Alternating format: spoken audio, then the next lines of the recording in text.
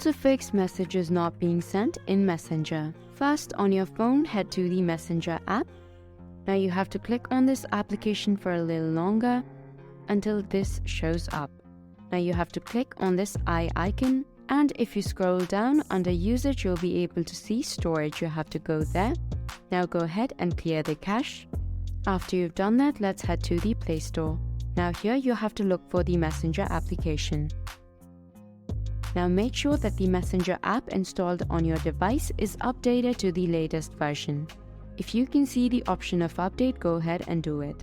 After that is done, you have to check if your message has been sent or not. If not, you again have to head back to the Messenger app, click on it a little longer, again head to the eye icon. Now again you have to head to storage, and this time click on clear data. Please keep in mind that once you do that, all your accounts will be removed from the Messenger application and you'd have to re-log in again. Once that you have logged into your Messenger application and your Messenger profile again, go to the messages and check if the message has been sent now.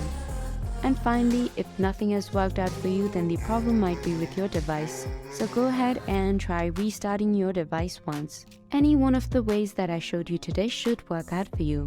Hope I was able to help you out. Thank you for watching.